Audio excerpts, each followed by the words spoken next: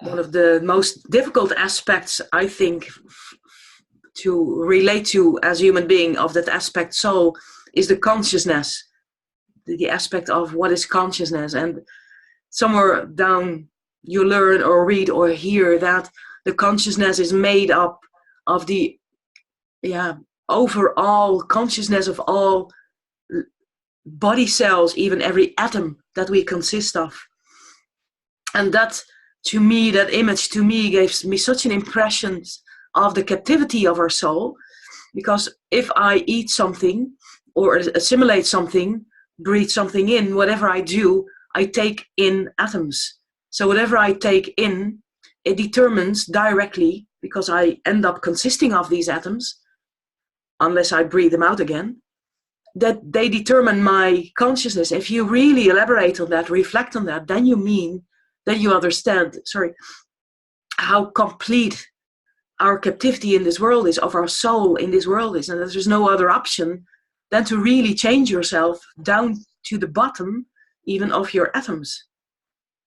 At least if you think in the same line of thinking, then you see, wow, that is really some process. If you look at the soul from that perspective, that one perspective only, to the fact that we say, yeah, but we have to build or give way to a new soul and a new consciousness. It's also interesting when you think about it in that way, that at the same time that you have that seemingly infinite bond with the natural, the atomic structure and the consciousness of it, there's also in every element, every atom, the divine potential, so I think that maybe, does that get us back to the discussion about consciousness in the sense of that transition from the four states of consciousness, which I think is sometimes described as Herod, John, Jesus, and Christ, and that process that we undergo to turn around our consciousness, to change our state of consciousness. Shall we then continue? And we were saying in what we're exchanging that consciousness is one of the 5 factors of the soul, of the natural soul. And where do we have the seat? Where are the headquarters? Where are the steering mechanisms of our state of soul being? Where are those levels of consciousness? And yesterday in our webinar, we talked of those 3 states or 3 pinpointed areas of consciousness. In our head sanctuary, as it is called, in our heart sanctuary, and in our pelvic sanctuary. So those energies, the 4 other energies, are working through those focal points in our body, because they're linked also to the chakra system, to the 7 chakra, which are divided out into the 49 plexi circles, which then influence the whole of our being. So our consciousness today can express itself mentally, intellectually, by thinking.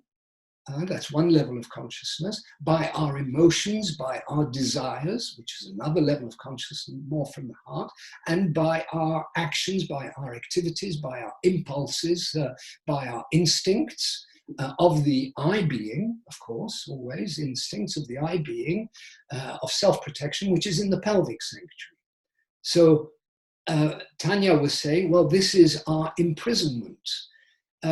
It is our imprisonment, it is our prison from the moment when we feel that it is a prison.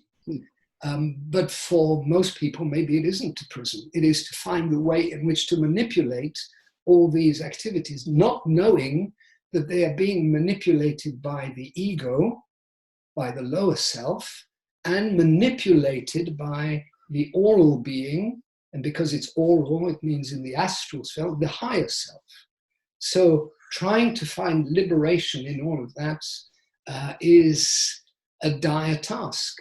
And in fact, psychologically, also materially, in terms of our state of composition, impossible, because we are living in a closed system. And this is the wonder of it, that when we talk of the personality, we say that it can become an instrument. It's either an instrument of the ego, of the selfishness, of the egocentricity. I'm sort of stressing those words because you find in them the expression exactly of the I being, the animal being that people are, that we are, working for ourselves, for our own elevation, for our own liberation, for our own spiritual liberation even, but still completely enclosed. Yet that personality aspires to the truth, aspires to light, aspires to liberation, aspires to many of these elements, which, as Jose was saying, the ego has no understanding of that. It's not interested, doesn't even know about eternity. But we as a personality speak of the eternity, because then we need to introduce the fifth element, the new element, which is not just the ego, the personality, the higher self, and the monad, but the geometric center of our being, which is the spirit spark atom. So it is an atom which is not related at all to our atomic structure. And it is a spark, and it is of the spirit. So it doesn't belong to our conception, our universe at all. But it is there. It is in the geometric center, and the whole of religious, philosophical, in the deeper sense of the word, traditions speak of that center, that central point, which we in the Golden Rosy Cross talk about the rose. And that rose vibrates, that rose gives out energy, gives out strength, which then the ego feels as a threat, while the personality picks it up in terms of aspiration to the light, to truth, to liberation, and so on and so on. It's not because that personality aspires to it, it's because it's reflecting the force and energy of infinity that is to be found in the very center of our being.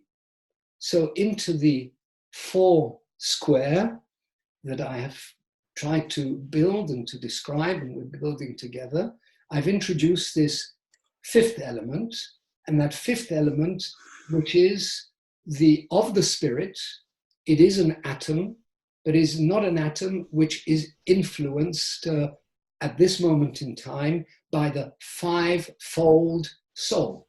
Okay, it's not influenced by that, because it is free of that, because it is linked directly to infinity. And our personality is not responding to that presence as yet, except through images, except through the ideas of light, of truth, of liberation, and so on.